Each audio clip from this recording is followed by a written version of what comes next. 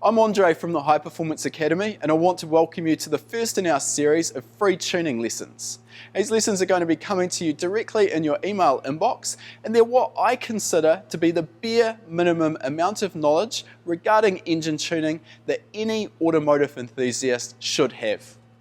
Now, if you're interested in getting into the industry as an EFI tuner, even better. This is going to be the perfect springboard to build your knowledge. Now, I'm going to tell you a little bit more about my background as well as the High Performance Academy in a few minutes, but for now, let's check out a dyno run with our 350Z behind us.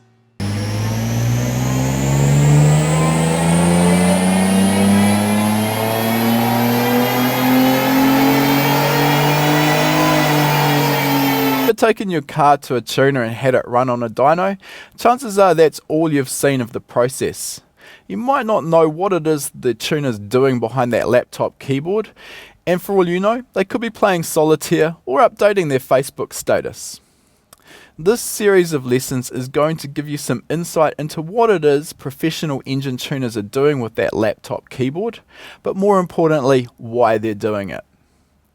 In this first lesson, we're going to look at the fuel delivery side of tuning, but before we get into that, I'll just give you a little bit of background about how I got into tuning and what High Performance Academy is. So for the last 15 years, I've been running a performance workshop based here in New Zealand, and we specialise in performance EFI tuning. Now, over that time, I've tuned literally thousands of engines, everything from world record holding drag cars to daily driven street cars, drift cars, rally cars, even the occasional private plane. And over the time I was running that workshop, I really got sick of the situation where customers would bring us cars for a tune that had been tuned elsewhere previously, and it only took one look at the map in the ECU, or perhaps a drive around the block, to realise whoever had tuned that car had no idea of the basic fundamentals behind EFI tuning. This is a really frustrating situation, and I knew that people were spending good money for inferior results or potentially even broken engines. Now, part of the problem with the industry is because there's no formal qualification path that will make you into an engine tuner. You can't go to a polytechnic or a university and take a course in engine tuning and come out the other end as an EFI tuner. And most of the EFI tuners out there in the market now kind of got into that situation because they had enough money to buy a dyno, and next thing they open the doors and they're taking money off customers and tuning cars. Now, I don't want to discredit those tuners out there in the industry who are doing a great job. There's definitely a bunch of tuners around the world who are exceptionally good at what they do, but by far the majority are doing a substandard amount of work. Now, the problem with this is it's created a lack of trust out there in the industry. Customers don't trust tuners, they don't understand what they're doing, and part of this is brought about because the tuners want to make you think that tuning is some kind of mystical black art, that perhaps you have to have some God-given gift in order to be an engine tuner. Now, High Performance Academy was born a couple of years ago, and we're here to provide high quality online training courses for those people interested in learning more about EFI tuning. We're simply here to show you that there is no magic involved in tuning. It's a science, and it's a science we can teach, and it's a science you can learn. Now, enough of that, let's get into this first lesson. As I said, we're going to be talking about fuel delivery. When we really cut it back to the bare basics, there's two aspects we're looking at with tuning. One is the fuel delivery and one is the ignition tuning. And as I say, we'll start today with the fuel delivery. Now, as tuners, we need a way of talking about or discussing how much fuel we're adding to the engine. And that's usually done with the term air-fuel ratio. Now, it's simply, as its name states, the ratio between the amount of air entering the engine and the amount of fuel that we're supplying through the fuel injectors. Let's take one step backwards though and talk about what it is the engine does. A lot of people out there in the industry mistakenly think that the amount of power an engine makes is going to be very closely linked to how much fuel we give it. It's not really the case. The engine is really just a big air pump, and it's the oxygen molecules in that air that will dictate how much power the engine makes. It's our job simply enough fuel with that air to allow the engine to make the power it's designed to make. So when we talk about air-fuel ratio, as I say, it's simply the ratio between the air entering the engine and the fuel we're delivering. And you might have heard a number such as 12.5 to 1 used when someone is talking about air-fuel ratio. What that number means is that for every 12.5 parts of air entering the engine, we're adding 1 part of fuel. Now that you know a little bit about air-fuel ratio, let's have a look at our AEM Infinity ECU, and we'll talk through what we've got available to look at in that ECU.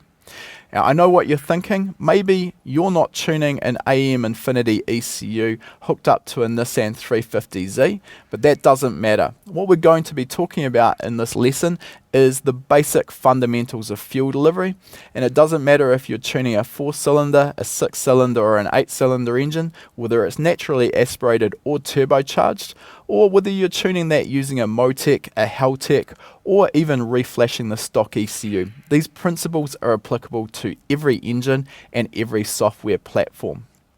Let's have a quick look through what we've got available in our Infinity ECU, and here we're on the VE or volumetric efficiency tuning page, which is where we're going to be making changes to our fuel delivery. In the middle of the page you can see here we've got our VE table, which is filled with a whole lot of numbers. Now, the numbers in this table represent the engine's volumetric efficiency. And in layman's terms, what that means is how effectively or efficiently the engine can fill its cylinders with air at any particular point in the rev and load range. So for example, when we see a value approaching 100%, like we can see up here, what that means is that at that point in the table, the engine is completely filling its cylinders with air. So in our example, we've got a 3.5 litre V6 engine. So if we have a number of 100% in this table, it means that at that particular point, the engine is displacing 3.5 litres of air per engine cycle. On this table, we have 2 axes, and on the left-hand side here, you can see we've got manifold pressure, and this represents how much load we have on the engine. On the horizontal axis, we have our engine RPM, and as you can see, as we move across to the right, the engine RPM increases. What I'll do is we'll just start the engine now, and we'll see how the ECU moves through this table as the engine's running. So right now you can see the site that the ECU is currently accessing is highlighted in purple, and you can see that at the moment we've got the engine idling. We're sitting at about 800 RPM, and you can see that we're at high vacuum here. We're sitting at around about 30 kPa. Now I've got the throttle completely closed at the moment. Now if I just give the throttle a quick blip, we can see that the ECU jumps up to the 100 kPa row, which is where we're at full throttle. So when we're running the engine at wide open throttle on the dyno, we're going to be sitting up around this 95 to 100 kPa row. That's where we're asking for maximum power.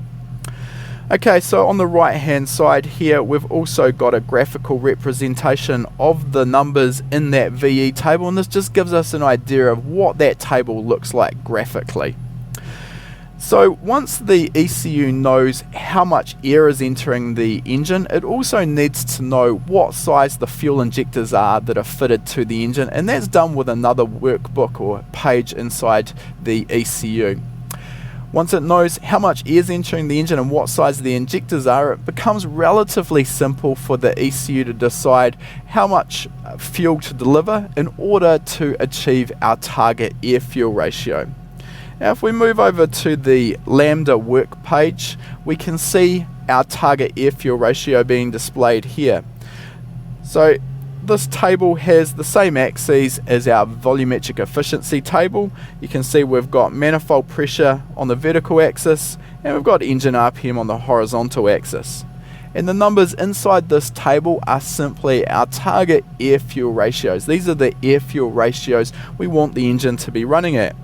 Again, the current site that the ECU is accessing is highlighted in purple, and you can see down here in the idle area and also in the cruise areas, so the areas of the table that we're going to be accessing at cruise speeds, we've got a value of 14.7 to 1 in there. Now that's actually quite a special air-fuel ratio for pump fuel. This is known as the stoichiometric air-fuel ratio. Now I don't want to scare you off, that's a chemical term, but what it really means is that a stoichiometric air-fuel ratio is where we should have theoretically perfect combustion. So all of the available fuel and air that's entering the engine are being properly combusted and burnt. That's also going to give us really good emissions, and it's going to give us good fuel economy. However, you can see that we're not targeting that same 14.7 to 1 through the entire table.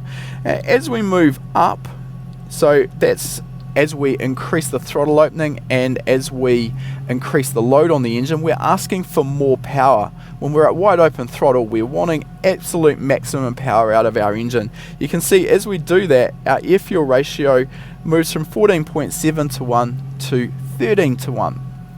Now what that means is for the same amount of air, we're now adding more fuel. This is called a richer air-fuel ratio or a richer mixture. Now there's two reasons why we're going to start targeting a richer air-fuel ratio as we open the throttle further and increase the load on the engine. First of all, as I said, when we're at wide open throttle, we want maximum power. Now remember, it's the air, or more correctly the oxygen entering the cylinders, that's going to make that power, and we want to make sure that under that turbulent condition of wide open throttle use, that all of the available oxygen is mixing with fuel and being combusted. So to do that, we're going to add a little bit of additional fuel and run a richer target air-fuel ratio.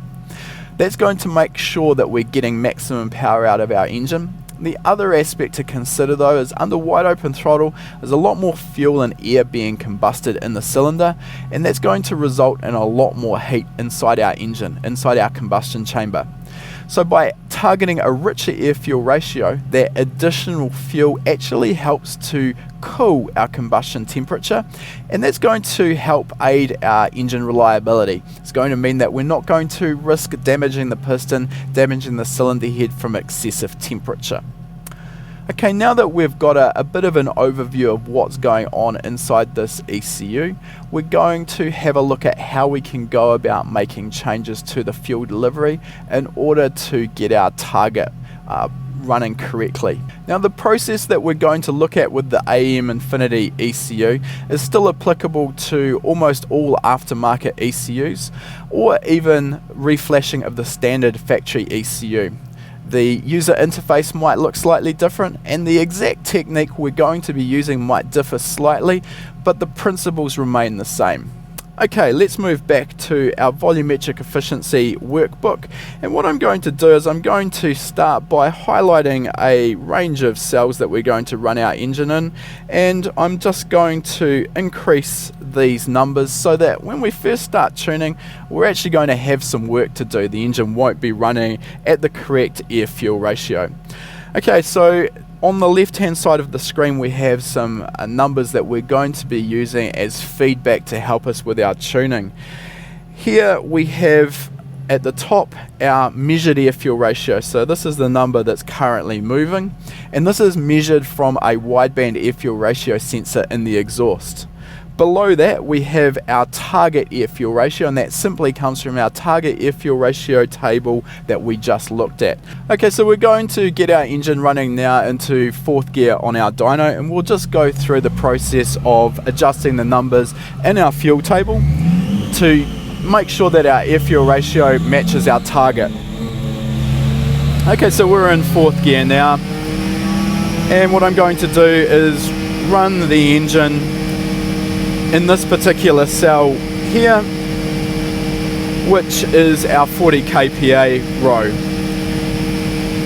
And what we can see is that our measured air-fuel ratio is sitting at around about 12.0 to 1. So we're much richer, we've got much too much fuel going into that particular cell, and the air-fuel ratio is richer than our target. Now we can fix that simply by reducing the number in that particular cell. So at the moment, in our 40 kPa site, we have a value of 74.5% volumetric efficiency, and by using the D key, I can just reduce that down, and as I reduce the value, you can see that our measured air-fuel ratio starts to move towards our target. We've gone from 12.2 to 1 now to 13.8 to 1. We're still richer than our target, so we'll continue to press the D key, and you can see that as I do that, our measured air-fuel ratio drops, and right now we're sitting pretty close to our target of 14.7 to 1. When we're making these changes, it is always important to make sure that we're operating right in the middle of the cell that we're making these changes to. So once we've tuned that particular cell and we're happy with the air-fuel ratio, I can just open the throttle slightly and we can move up to the next site, which is our 45 kPa row. And you can see as we move up to our 45 kPa row, our measured air-fuel ratio again is much richer than our target. Again, we're back down to 12.2. So we go through the same process of reducing the number by pressing the D key. And as I do that, again, our measured air-fuel ratio starts to move towards our target. We're sitting at 14.4, 14.5, and now we're sitting right on our target of 14.7 to 1. So that's the process that we use to adjust the numbers in that volumetric efficiency table until the measured air-fuel ratio matches our target. And simply we go through that table using the dyno to control the engine RPM and using the throttle to control the amount of load being placed on the engine, and we keep adjusting those numbers until our entire table is tuned correctly. So that completes this lesson, and I hope that you've enjoyed it and learned something. We would love to know what you want to learn more about specifically, so feel free to let us know in the comments below. In our next lesson, we'll be looking at ignition tuning on a turbocharged Toyota 86, so you can watch out for that coming to you in your email inbox. Until next time, thanks for watching.